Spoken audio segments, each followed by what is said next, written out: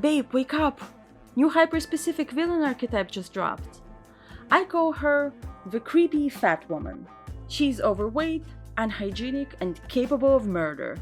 This is an antagonist in Korean horror that I have seen in 2 movies recently. 4 p.m. and Tarot, which is technically not a movie but an episode of an anthology TV series, but I'm gonna keep referring to both of them as movies. The reclusive, creepy antagonist is the polar opposite of everything a woman in Korea is expected to be. She's not thin, she's not clean, and she is not well behaved. This trope is simultaneously subversive because it reverses the typical gendered roles of victim and perpetrator in horror, but it is also conformist because it plays into conventional views of desirability, disability, and mental illness. She's the opposite of a kind, dainty, and feminine female lead, but also nothing like the wholesome and funny fat Fred archetype. She's also not a genius psychopath murderer, she exists on the fringes of society, confined to her messy home. In this video, we will discuss how this trope functions, and if this topic is not your cup of tea, check out my secret bonus video about the movie Forbidden Fairy Tale, the raunchy rom-com formula, and Korean censorship laws that is available exclusively on Patreon. For just $3 a month, you could support this channel. 4 p.m. is a 2024 movie that I have mixed feelings about. And when I say mixed feelings, I mean it very literally. The first half of the movie is a really fun watch, but in the second half, right at the 57-minute mark when the creepy fat woman character appears, the movie goes downhill. As weird as it sounds, I would only recommend watching the first half of this movie and imagining your own plot twist, because the one the movie offers is pretty anticlimactic. The protagonists are a retired couple who bought a nice house in a scenic area outside the city. When they finally move in, ready for their cute little walks through nature and serene meditation sessions, they meet their neighbor.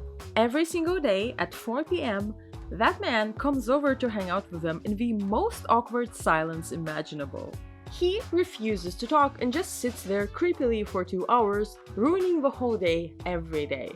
The main characters don't know how to get rid of the guy, and it is driving them insane. That part of the story is really funny in a dark way. So what's the neighbor's deal? What's a big plot twist? Is this a silly misunderstanding? Or is he secretly a serial killer and not the real neighbor or something? Unfortunately, this is where the movie really disappoints.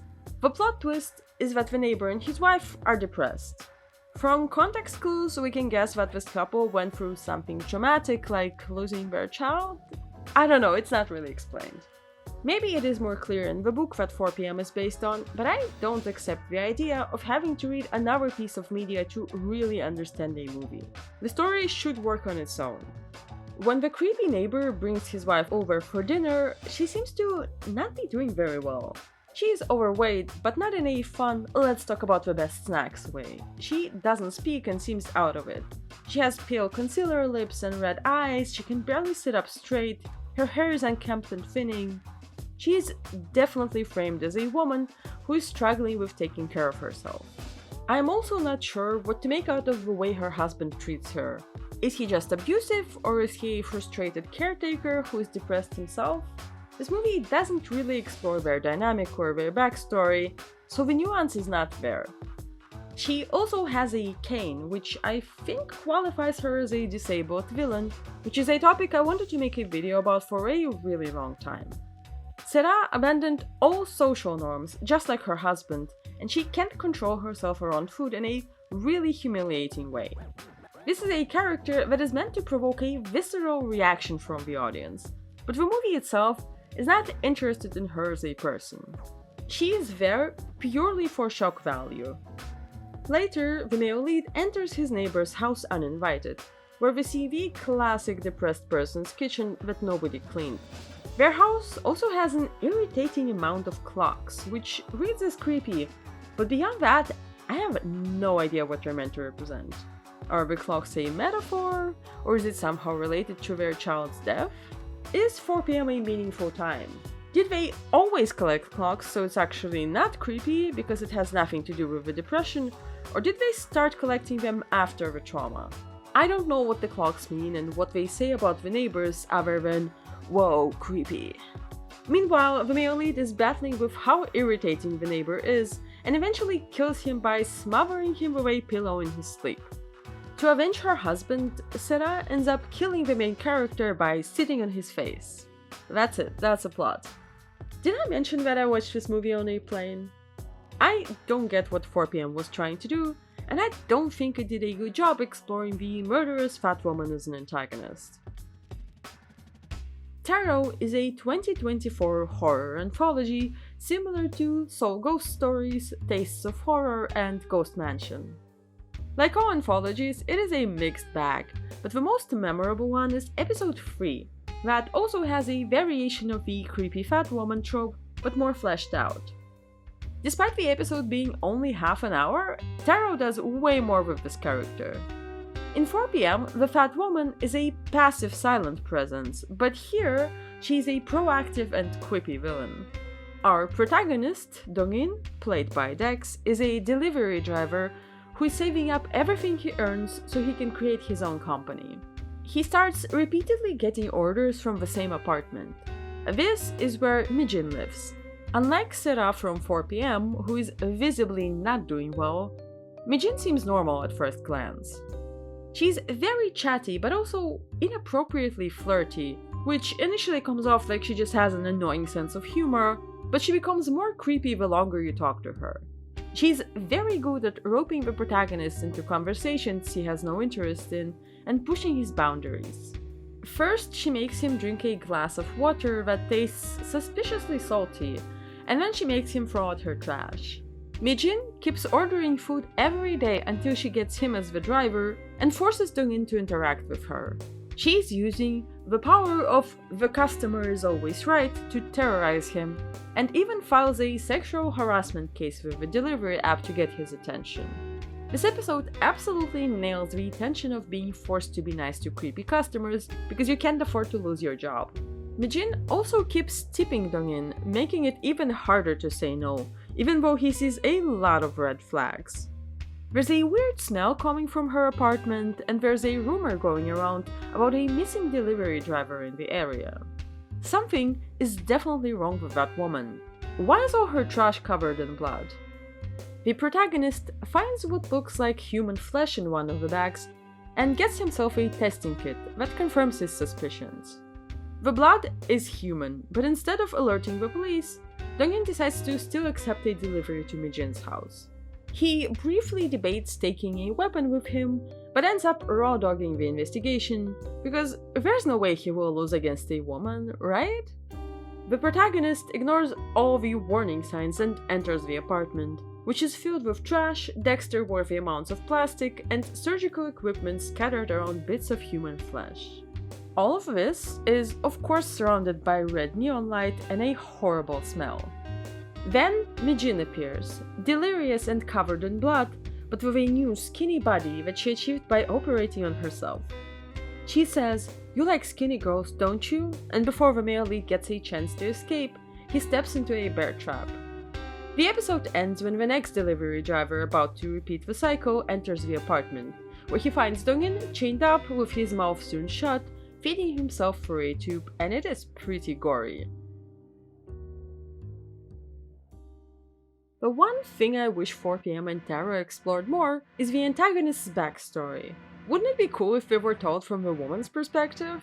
And I actually know a movie like that, but this one is pretty niche.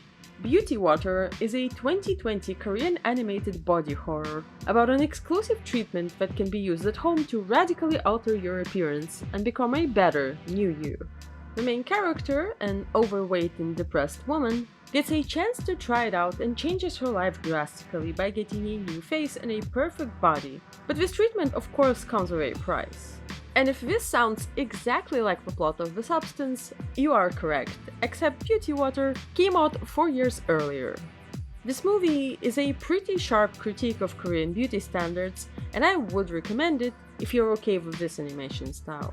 Unlike in Tarot and 4 p.m., here the murderous fat woman is the protagonist, which drastically changes the story and it becomes a completely different trope. I'm not including Beauty Water in my analysis, but I still wanted to mention it because I have never seen anyone talk about it. The antagonist in both these movies is not just fat, she's insatiable. Sarah is literally eating with 2 forks at the same time at dinner, and her husband has to take away food from her. She no longer cares about manners, and she's loud and messy when she eats. She also grabs the chocolate cake with her hands and falls on the floor trying to get it without caring how it looks. Her hunger is grotesque and repulsive, and her body literally becomes a murder weapon. In 4 p.m., fatness itself is the body horror. In Tarot, it is a bit more nuanced. The body horror stems from Mijin trying to achieve a normative body by literally cutting out pieces of herself to become skinny.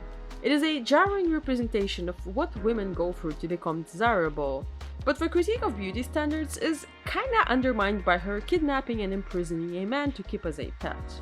What is notable about both these movies is that the fat, creepy woman is depicted as a sexual threat to the straight-sized man. These movies are not trying to be Roxane Gay's Hunger and have a vulnerable discussion of what it is like to be a woman in a bigger body. Instead, they both lean into the abject depiction of fatness. This character is supposed to make us uncomfortable, and the feeling she provokes is not fear, it is disgust. And this is also at the core of the fatal mistake both male leads make. They underestimate her as a threat and enter her house with the assumption that nothing is going to happen to them. Undesirable women don't have the kind of power that would intimidate and scare a man. If the protagonist and the antagonist were gender swapped, the story wouldn't work because it mirrors real-life gender dynamics. Women don't voluntarily enter the home of the creep just to check it out. This is peak male behavior. Boys are not socialized to think of themselves as potential victims. And honestly, I kinda like the tragic ending for the main character. Men do need to be more careful in how they move through the world. Like I said in the beginning of the video, the creepy fat woman archetype represents everything a Korean woman is not meant to be. She's not skinny, and she's openly hungry, her house is dirty, she's not a people pleaser, she doesn't care about being polite and likable. She's either rude and pushy or completely silent. She's not performing femininity correctly. And most importantly, she also refuses to be a victim and becomes a murderer instead. The male protagonists in both movies don't survive. Instead, the fat woman is the final girl. Good for her. As much as I love the girls can be serial killers too trope, I still think this ending is not a feminist subversion because it reinforces fat phobia. Her winning at the end is not empowering, it just reaffirms her status as the monster. This is literally what fat-phobic people already imagine overweight people are like.